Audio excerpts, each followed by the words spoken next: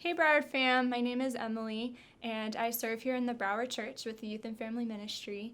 And being that today's Easter, I'm going to be doing a devotional about Jesus' resurrection. And when I was little, I remember Easter morning being about getting the big Easter basket full of different gifts and goodies, and especially the huge chocolate bunny that I could never finish. But as I got older and I studied the Bible, I realized, that Easter was much more than these little gifts I was receiving as a kid. And the gift that Jesus was trying to extend to me was of far more worth than I ever could have imagined. So we're going to read in John 20, verses 1 to 18. It says, "Early on the first day of the week, while it was still dark, Mary Magdalene went to the tomb and saw that the stone had been removed from the entrance. So she came running to Simon Peter and the other disciple, the one Jesus loved, and said, 'They have taken the Lord out of the tomb, and we don't know where they have put him.'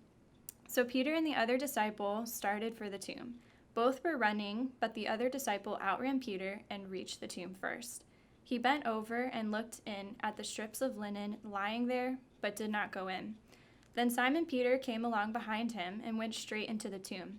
He saw the strips of linen lying there, as well as the cloth that had been wrapped around Jesus' head. The cloth was still lying in its place, separate from the linen. Finally, the other disciple, who had reached the tomb first, also went inside. He saw and believed. They still did not understand from Scripture that Jesus had to rise from the dead.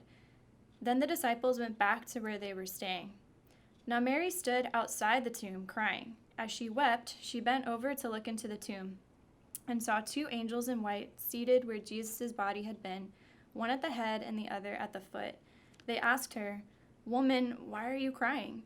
'They have taken my Lord away,' she said, 'and I don't know where they have put him.'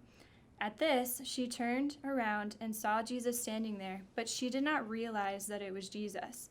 He asked her, 'Woman, why are you crying? Who is it you are looking for?' Thinking he was the gardener, she said, 'Sir, if you have carried him away, tell me where you have put him, and I will get him.' Jesus said to her, 'Mary.' She turned toward him and cried out in Aramaic, 'Rabboni,' which means teacher. Jesus said, 'Do not hold on to me, for I have not yet ascended to the Father. Go instead to my brothers and tell them, I am ascending to my Father and your Father, to my God and your God.' Mary Magdalene went to the disciples with the news, 'I have seen the Lord,' and she told them that he had said these things to her." The resurrection of Jesus vindicates his claim to be the Son of God and his victory over death and sin. And in this passage, two things pop out at me. And it's one, that Jesus knows each of us intimately, inviting us to participate in this victory over death and sin. And he's sharing the same glory that comes from the power of the resurrection with us.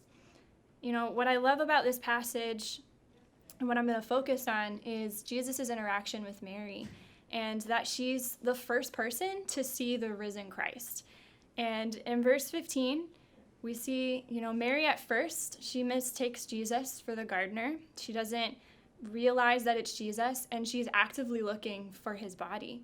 But in her short interaction with Jesus, what sticks out to me is when Jesus calls Mary by name. It's at this point that Mary realizes, it's Jesus, and realizes who he is as well. And I love this moment between Jesus and Mary because it reminds me of the passage in John 10 where Jesus describes himself as the Good Shepherd. And he says that his sheep know his voice and follow him.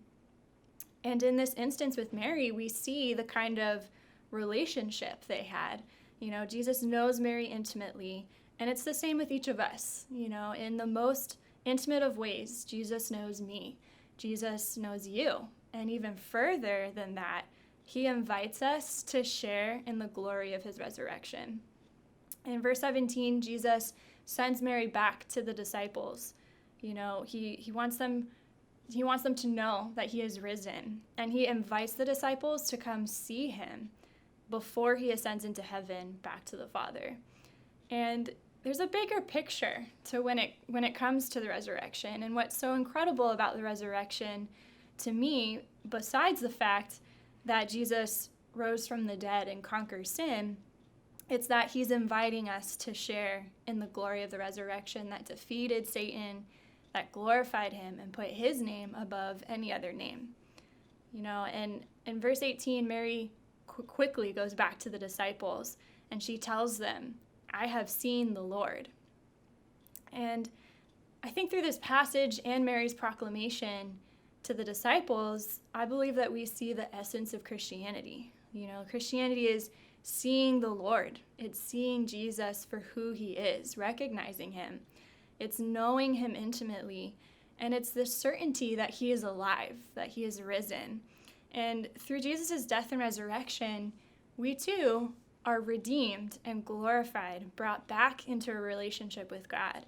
And this passage challenges me to think about, if Jesus is extending himself in all of his glory to me through his resurrection, how have I responded to that, to this invitation? And does my life reflect that I really know Jesus and that I'm following him because of his death and his resurrection? I hope these thoughts help you to also meditate and think about who Jesus is and the amazing power displayed through his resurrection. I hope you all enjoy your Easter.